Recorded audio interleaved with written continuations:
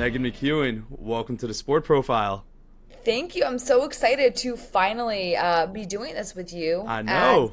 you may reference here, you and I met long ago, as in last year at the WNBA draft, and I'm glad that we can circle back and make this thing shake. WNBA draft feels like forever ago, It doesn't it? does. Like, it feels like, and it was so Like hot in that that draft. room. That draft, the 2024 draft, it was so hot in that room. I'm still Yes. sweating.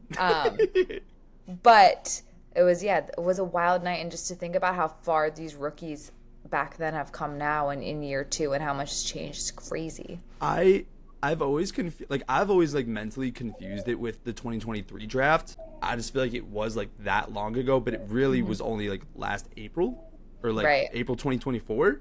Hmm. And I'll never forget, you know, Caitlyn obviously gets picked first. Yeah. The two of you just made like direct eye contact and you got the first question with her. She smiled literally at you and you said, "Hey girl." And she's never done that with anybody else. I And don't know about that. Yeah. Well, come on. Dylan, it's so interesting. Like, I'll My let you first finish. question was going to be like describe like your relationship How? with her. Like how does Right. that happen? No, it's a good question. You know what? I have just like the craziest, wildest story in terms of Caitlin Clark. I started at Big Ten Network her freshman year. Yeah. And that was like my first season. I actually called Caitlin's first game that was ever on national television. It was Iowa Northwestern, and I called the game with Lisa Byington. It was COVID. If you hear things in the background, by the way, I do have a almost 7-month-old son who is chilling and playing right now, but Lovely. he makes noises. Anyways, I was getting ready to call this game with Lisa, and we zoomed as we did back then Yep.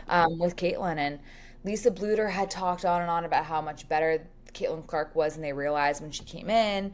And we kind of like talked to her, and we had about what ended up being a 20-minute call with her, and she was so mature. I remember walking away thinking, "How are you 18 years old? Like, I feel Yeah. like you're like in your 30s. Like I feel like you're like my age. It's crazy." And she handled everything. I was just so blown away by her maturity and the way she just handled every question we threw her way.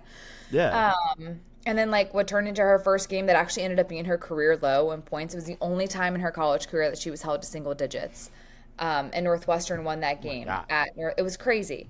But yeah, it started kind of there, and then just like her. I mean, we had so many Iowa games on Big Ten Network, especially those first 2 years Yeah. before the media deal started, where NBC and ESPN were able to get more involved, and Fox. But so I just like got to know Caitlin really well through calling her games. I got to know the whole team really well. Kate Martin, Monica Sinano, Lisa Bluter. Mhm. Like to this day, Hannah Bluter, Lisa's daughter, who was the Dobo at the time for Iowa, has become a good friend of mine. We always grab dinner whenever we're in the same That's city. great. But yeah, I just was able to build a relationship, and it's kind of crazy to see like how she has gone from like she's such a normal person, and she's Mhm. just skyrocketed into sitting in the same box as Taylor Swift at Travis Yeah. Kelce's game. Like, I mean, she's one of the most famous people in the world. And it's insane to think that like that girl who I talked to on a Zoom back in 2020 has become, one of the biggest faces in all of sports. I hearing what you were just saying reminded me of I think it was called that Fast Break documentary. It was Hmm. her, Juju Watkins, and Camila Cardozo, I Oh, believe. and Kiki Rice, yeah. Kiki Rice, yes. Yeah. Um, there was a segment of Caitlyn and also her boyfriend Connor McCaffrey Hmm. just kind of like deflecting just people who were just like trying to approach her for like photographs and such, and she also, even while she was doing that, she just always seems like such a down to earth person. Yeah, yeah. And I'm wondering if you could share some of I mean, those moments that you've probably shared with her too. Of course. And like I just want to like put this out there, like I'm not like a personal friend of Caitlin's by No, any for means. Just sure. in a professional means, of course, like getting to know her and just being so impressed. And I mean, I'm obviously objectively just like a fan of hers Yeah. and what she's done. But no, she's always been just so respectful. So it's just that maturity. It's like every single question thrown her way. It does not matter the subject matter. It does not matter how controversial it is. She handles it with so much grace and poise and always just says the right thing. And I'm just more so blown away by that, and still the ability to like maintain, you know, who she is at the end of the day. I think she's done a great job surrounding herself with the right people. I know she's very family oriented, and you know, Connor's such a great guy. I've gotten to my father, Joe McKeown, and Connor's father, Fran McCaffrey, actually grew up together in Philadelphia. No way. So, you know, I've kind of like known of the McCaffreys for a long time, and that Philly connection's always strong. So our fathers are actually pretty tight. That's awesome. But yeah, I just think at the end of the day, it's so hard to remember that these pro athletes that we see on a day-to-day basis, we see them in so short social media clips, we see them on TV, we see them maybe in some interviews, but like they're real people at the end of the day. And it's so hard to remember that, right? Like it's so polarizing. And you know, a mentor of mine is Mike Wilbon, and he, when I was in college, would say, I always make sure that I am really, you know, when I meet people, I understand that like I'm in their living room every single night, so they feel like they know me. Yeah. And they feel like I'm a part of their family. And I thought that was such a great way of putting it, because I think when you have so much access to social media, you really feel like you know people. You don't, right? Like at the end of the day, like, Of you don't course. know. We don't know who Mike Wilbon, right? You don't know Caitlin Clark, but you feel like you do because we have access at the palm of our hand. So I have so much respect for how Caitlin has handled everything. And she's only, what, 22, 23, 25? Like, she's not even 25 yet. Yeah. You know? Like, it's crazy. Yeah, that is wild. Yeah. And, you know, something like, I mean, same goes for you. Like, we see you on like our TVs all the time. Like when you texted me the other day, like you were doing like a live hit, I was like, oh, okay, cool. Let me turn on the TV. And then I'm like, oh, yeah, that's her. There we go. Yeah, and TV magic, baby. Exactly. Yeah, it's, you know, and like I'm just so fortunate to get to do what I do, and like somebody thought it would be a good idea to pay me to talk about basketball, and I'm like, great, let's hopefully I'm gonna ride this ship as long as possible until someone forces me to get off. Yeah, and I mean, somebody taking up a lot of your time is your new son, and congratulations. God, yeah. Thank you. What is it like having a little one around the house? Oh my, it's crazy. It is absolutely insane. It's so wonderful though. You know, he is my little best friend. We do everything together. I actually kind of had the best of both worlds. You know, transitioning into motherhood. Yeah. First off, it's so hard. Like being a mom is so hard, and like no one talks about this. And I feel a little bamboozled by society because everyone's like, being a parent's hard, but like nothing has prepared me quite for this. Yeah. And so, like, I'm just kind of figuring it out as I go every day. Like, I'm fully going off vibes. Some day I'm like, God, I crushed that. Other days I'm like, I was horrible today. Not my best performance. Stop. But, like, as long as he's safe and, like, happy and smiling, which is, like, what he is most of the time, then, like, we've done our job. That's but awesome. It's been a crazy transition because, you know, like, I had him on Valentine's Day. And then I went back. He's a lover boy, Valentine's Day baby. That's awesome. I went back to work 5 weeks later because the NCAA tournament started, and Yeah. it was my decision. Sure. You know, I was really fortunate. My bosses at ESPN were like, "We want you back in studio. If you're up for it, if you're not, don't worry about it. It's not no pressure, but like we want you." And it was really important to me to like get back. It was more like a personal thing, like. When you have a baby, like you kind of like feel your identity go to the wayside, and it was really good for me to kind of get that mojo and momentum back. So yeah, I was fortunate to be able to do that, and I was with Muffet McGraw, coach for 10 days or whatever, and Kelsey Riggs as well, who was just so wonderful, and our great producers there. So But like didn't really get into a routine as a mom. Then like a month went by and I was back doing, WNBA on Ion, which is once a week. We're in Atlanta. I live in New York, so Yeah. flying down there, which is, very time consuming, but like also so worth it. Wait, you fly And down like once a week? I fly down once a week. Every what I would do is I would fly down at 6 a.m. on Friday morning so I could minimize time away from my baby. And then I would do the show that night and I'd fly back, first flight out the next morning on Saturday. So I would be gone for about 30 hours. It's been exhausting and like trying to adjust. So like, how's it going? You asked, I'm giving you the real answer. It's been really hard, but it's been great though. And as college season starts up, my husband and I are in the process of like going through some interviews with babysitters and whatnot to kind of get a more of a consistent schedule because that's gonna be crazy. My husband's a college basketball coach, so like we're chaotic. Really? Always, but especially when November comes. So Of course. Where does he coach again? he's an assistant coach at Iona for the men's basketball team. He's in the MAAC conference? Mac with 2 A's, baby. Come on. I went to Rider. Oh. I went to Rider for my undergrad. I covered the women's basketball team for 4 years. The MAAC is like my baby. I know it like the back of my hand. Shout out Lynn Milligan. I love her like a mother. I covered the women's basketball team for 4 years. So the MAAC, every time I talk about the MAAC, I'm talking about the one with 2 A's. Oh, and now so am I. Same. I love that. It's actually like a great conference, and I had the opportunity. It's just like crazy how life works. Right before my husband took the job at Iona, I was calling the MAAC title game for ESPN for What year? I called it in 2023 and 2024. Okay. So it was the year Iona. So in 2023, Iona won both the men's and the women's MAAC title with Billy Chambers and like Patino. And Juana then, Leone. Yeah. Oh, so good. So good. Was Vesaldino still there? I think so. Like all those Spaniard kids were there. Yeah. I just found out she works for the Valkyries recently. Oh, really? Vesaldino's, yeah. She's like in sales for the Valkyries. I need to look into that. Okay, that's good to know. But yeah, I love the MAAC. It's great. Nothing beats my son's first trip ever, talk about parent of the year right here, was to Atlantic City because they were obviously playing there. Iona went to the MAAC championship game last season.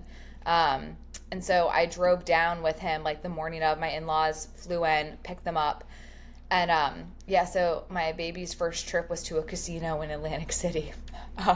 Let it be known that Meghan McKeown is a MAAC fan. MAAC fan, and like, you know what? We loved Jim Whalen Boardwalk Hall. I mean, a great venue. Great venue. Just made my day. Yeah. Oh my God, you just made my day. I love this so much. That's incredible. Yes. Because, and I talked about this with, my good friend Jaden Daly. Everybody, when I say I'm talking about the MAAC, they all think that I'm talking about the conference with like Toledo and Buffalo and Akron. And I'm like, we're not talking about the Mid-American. No. We're East Coast people. And we were talking about the Metro. Come on now. Oh, and I love Travis. He's a great commissioner. But Rich Enzer was just the best commissioner ever. There was something interesting I saw you posted on Instagram. You did for the Big Ten. You did something about a segment about the manager games. I had never heard of that before.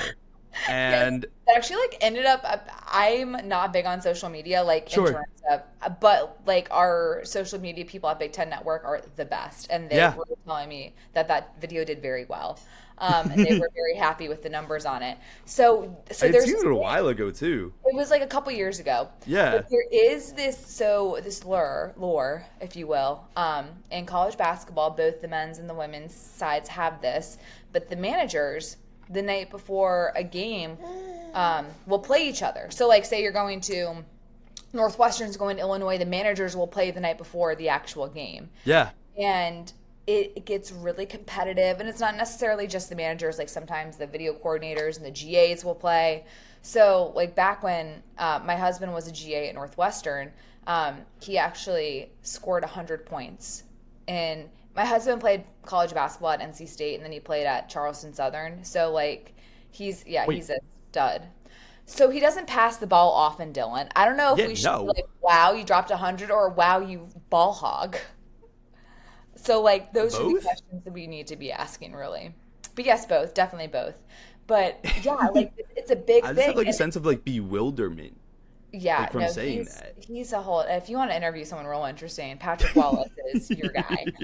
Um, but yeah, it's this huge thing before, and like they keep stats, they Hmm, keep records, and I believe there's like an actual at the end of the year, there's like a tournament or something like that, that's or wild. there's some That's type of national awesome. recognition. So yeah, no, it's a thing, and So it's fun. my follow up to that Mhm. is one: have you ever played in a game like that? I know you had a career at Oh, Northwestern, I did, and yes. also as a broadcaster, who would your starting five be Oh my if God, you had a media these if are you had a such good media questions. games?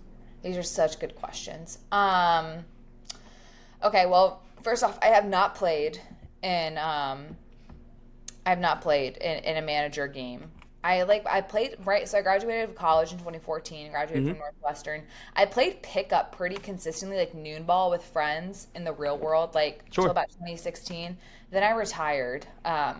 I'm like, I tore my hip in college. Like I'm breaking down. I'm old now, you know. I stick to like yoga and Pilates and weightlifting and the Peloton. Um, Love a good Peloton. we love a good Peloton. So I would say my starting five. Okay, first off, I'm definitely having Aaliyah Boston, my coworker at NBC, as my five. Is Um, that fair? that's 100% fair. You said coworkers. Aaliyah Boston is my coworker. I'm taking Aaliyah Boston at my five. I'm gonna take Autumn Johnson as my point guard. I'm gonna be a shooting guard, and then I need who else do I work? I work with so many great people. Um, hmm. Who would my other people be? Oh yeah, I mean Christy Winter Scott. Maybe I'd have as my five. Move Aaliyah to the four, and then at my three, I might put like who would I put at my three? You want to know what? I'd move myself to the three. I'd have Edona Thackey at the two. Hmm. And actually, I'm gonna go on the bench and I'm gonna put Ashley Battle at my three because she was our defensive player of the year, I believe, in the Big East back in with UConn. So those Hmm. are gonna be my. I think that's my starting five. So So every former and current player. yes, Autumn Johnson at my one, Edona Thackey at my two, Ashley Battle at the three. Let's go Aaliyah Boston at the four, and Christy Winter Scott at the five. That's a pretty good team, and I'll coach them. That is a very good team Yeah, of broadcasters yeah, and sports media folks. yeah. That's where we're gonna rock out with on the floor. Plus Aaliyah Boston, who is a current player slash broadcaster. Who might be in the talks very soon for MVP in the upcoming years. I'll And allow she it. does a great That's a job. great lineup. If I can like give a shout out to Aaliyah Boston, who Yeah. she works so hard, like on the floor obviously, but like off the court in her craft, she's become such a good broadcaster, and it is so much fun working with her. There are a few people I enjoy watching the games with more than Aaliyah. Her and I are like watching me talk the whole entire time about it. I've got a baby pulling my ponytail. It's awesome. She's just the best. Another person like off the floor who's just like, she's such a badass. That leads me to an interesting question. Why do you think the current players or even former players make such a natural transition to broadcasters or obviously analysts because like they know the game, but like for the broadcaster specifically? Yeah. As a player, you have such a unique perspective, and I think it's kind of good to, like, you're media trained, right? Like, to an extent, you Sure. are media trained, but like doing the broadcast is a whole different thing. But I think that it's so similar in terms of like film study. Like, these players are watching film all the time. Yeah. And so when you're watching a game, all you're doing is breaking down film, really. And I think there's just that natural translation over to the booth because you do it so much. Um, and so that, to me, I think is such a huge aspect of it. Plus, you're used to being in high pressure situations. No, So, that makes like, sense. you go into a broadcast, it's a different type of high pressure situation, but I think you're so acclimated to it that it's a natural transition. Yeah, for sure. Yeah. It's interesting you're mentioning transitions, Mm-hmm. and I read that it was, very difficult for you wanting to play with your father at Northwestern. Yeah, yeah. I remember I heard something where you said you didn't want to be labeled the coach's daughter. Right. You didn't want to have that, kind of stigma attached to you for what it was. So I'm curious if you could, kind of take me back to like what that thought process was like, Yeah. I was so fortunate. Like, I grew up with, my dad is one of the all-time winningest coaches in women's basketball. Yeah. And I grew up around that. So I knew the pressures that came with it, or I understood it to the best that somebody can, Totally. without having, maybe experiencing it firsthand. And so I knew that, like, everyone always asked me growing up, do you want to play for your dad? And I was always like, no, Sure. I don't. Actually was recruited to play at a couple of different Ivy League schools, and some other places. But, my family and I are really close. So I have a brother with course. autism Yeah. who is a couple years younger than me. I have a sister who's 10 years younger than me. So when we moved to Northwestern in Chicago, I was a junior in high school. And when it came to making the decision to play in college, like, my dad really wanted me to come to Northwestern and play for him. course. My mom really wanted me to go to Northwestern and stay close to home. My sister, we were in a situation with my brother where I just kind of felt like, from a family perspective, it made so much sense to go there. No, for sure. And I say that as if it was like a burden. I got to go to Northwestern, one of the best schools in the country, and I got to go to the Big Ten, and it was like amazing. I was never going to be an impact stud player in the Big Ten by any means, but like I am really proud of the relationships I built with my teammates, and of course. kind of the mark I was able to leave there. So that to me was worth it. But yeah, always like, never wanted to think that I just had everything handed to me. I definitely think, like, was I privileged enough to have that opportunity? Absolutely. But I think when you're a young person, you just are trying to, do things for others, or you're really worried about what other people think about you. Sure. And now that I'm older, it's kind of like, what are you going to do? Was that a challenge for you in 2010, kind of putting those thoughts to the side? Oh, absolutely. Your first year, like thinking about what like your So teammates So might have hard. thought about you. Yeah, and you know what? I was so fortunate because I had the best teammates in the world. Sure. I mean, I came in, and two of our starting players who were seniors and fifth-year seniors became my closest friends, and just kind of took me under their wing, and never made me feel like I was Joe's daughter. They always made me feel like I was a teammate and like I was Megan. One of my teammates who had transferred that first year, but she was sitting out that year because she transferred back when people had to sit out with the portal. Yep. She's a bridesmaid in my wedding, Kate Popovic. I became so close, and they became my sisters. You know what I mean? So like, I was fortunate because we built relationships, and I was really proud by my senior year. I was voted a captain by my teammates. So like, that was really cool just to kind of, over the course of 4 years, build relationships with people and really separate myself as coach's daughter and like being Megan, Right. Did you address your father as coach? Oh yeah, dad? Absolutely. Coach all the time. No. I would never call him dad. Oh my God. Did he have anything to say about that? No, he was like, "Oh, call me coach. It's fine." We had a really good working relationship. The person who was mad at my dad more than anybody was my mom, because we all thought he should have played me more. Yeah. We still have beef to this day about it. So yeah, to this day we still have joke about it. But no, it was such a great experience, and I feel so fortunate that I was able to go there and play for him of all people too. Right. Yeah. Was there kind of like a sigh of relief? Like, I'm curious, like, I know you were recruited for those other schools, but like, at what point did in that process was it like, okay, I need to get over this kind of fear of whatever that stigma is going to be? Yeah. I'm going to go play with my dad, for my dad. You know what? I think there was still a fear even when I was there playing for him. Like, I think it was always something in the back of my mind. I would say like probably until like, even when I first like got into the business, I felt probably like a little insecurity that I didn't have this, like, I wasn't this great player in college. Yeah. And like, that was definitely something like I had to kind of get over. And then I realized, wait, just because you weren't a great player doesn't mean you can't know the game just as well or have a high IQ or anything like that. So, Yeah, it took me a long time to like kind of come into my own, but that the confidence came from getting reps and like preparing and watching film and building relationships with people. So yeah, Yeah, that was definitely something that like was a challenge. totally. Yeah. Was there anybody who helped you get over that, or was it really a lot No, of your own mental work?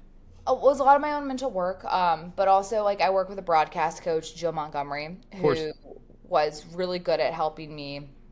She basically like helped teach me how to be an analyst and how to be concise and get your point across, and basically just like the fundamentals of calling a game. She taught me, and we worked every single week on continue. In fact, we still work together every week Yeah. on getting better, and we watch game film. It's very similar to like being an athlete. So Hmm. she was, I think, instrumental in helping build me and building my confidence in doing this craft. And I Yeah. had great mentors. Like Lisa Byington's a mentor of mine who Of course. worked with me, who provided feedback, who took the time to break down game film with me and teach me how to be a really good analyst and work with Right. somebody who's so good at play by play. So I would say like those are, and the last person who I think has been instrumental in building my confidence and helping get me to where I am is Sue Marriott, who is the coordinating producer at the Big Ten Network, who really gave me my first chance on Totally. television. And since then, we have a wonderful, she's a great friend of mine, and yeah, she's just been the best. So I've been fortunate to have really great people around me to also help build me up. No, that's awesome. And I know you said you're super close with your family.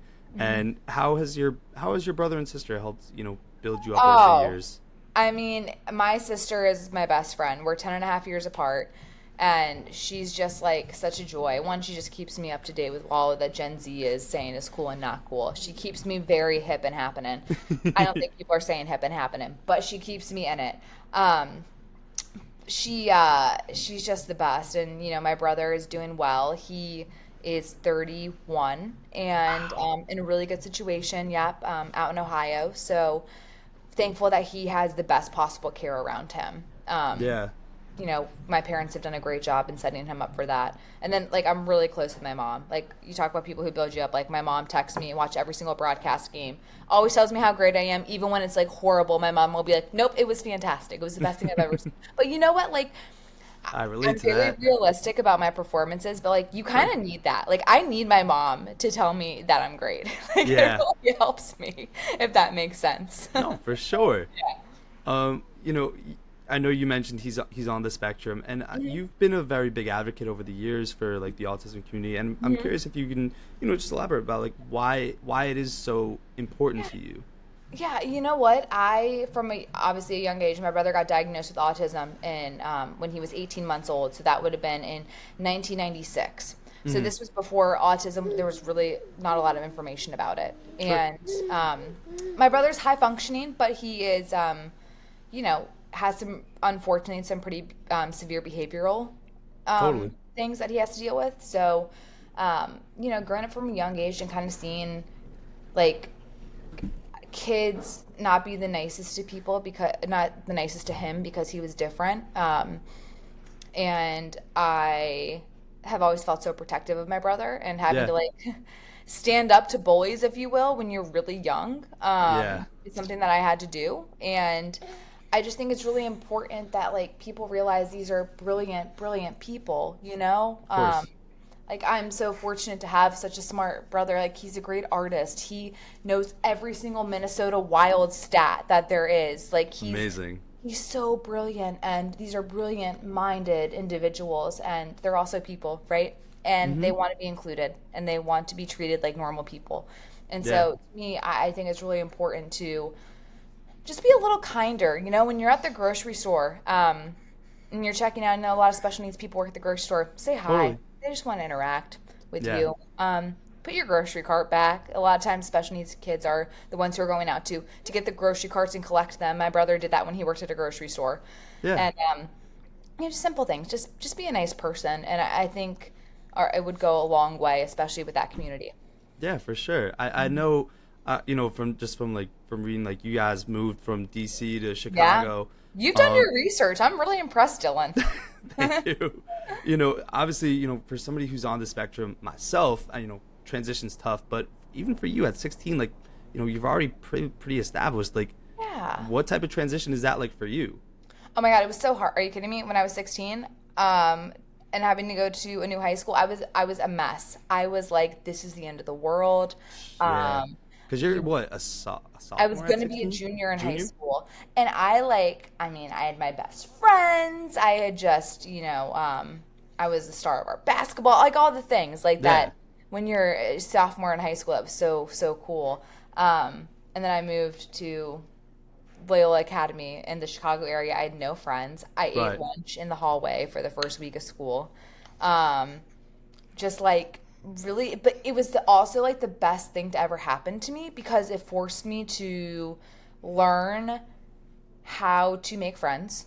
Sure. You also forced you to learn how to be the new kid, like how many situations in life you're going to have to go around and invite yourself places. Like you have Yeah. to learn how to include yourself, and it's hard and it's not like a fun thing, but it's such an important skill to have because you're not always going to, naturally fit in somewhere, but you can also like learn how to make friends, and it's a hard skill. It's easier said than done, right? Totally. Even like I've experienced that at every phase in life, but Yeah. that move in particular really helped me. Sure. And obviously it seems positive, but like, what do you miss? What are some of the places in DC, that you miss the Yeah. most? Oh my gosh. Because I moved from Maryland back to Jersey in Ah, 2024. I miss yeah. DC DC's terribly. it's changed like it's honestly changed so much since I've been gone. We left in '08, but like love oh my gosh, what were some of my favorite places? I really just like miss my friends, honestly. Yeah.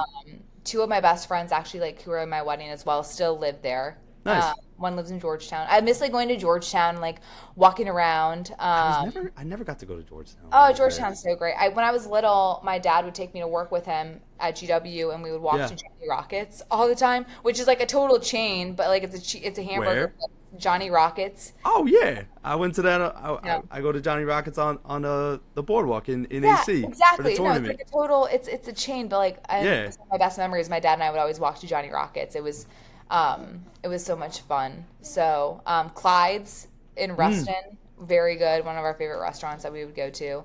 Um, oh, also I like so missed Wegmans when we first moved, like the grocery store. But now in New York, I have a Wegmans, so like Yeah, we I'm have back one like 10 reunited. minutes It's from so here. wonderful. Yes. Yeah. What are some of your favorite Chicago spots around Northwestern? Oh, I could go on for hours. Okay, so I've never been, so this is kind of like a recommendation. You gotta go to You're gonna make my itinerary.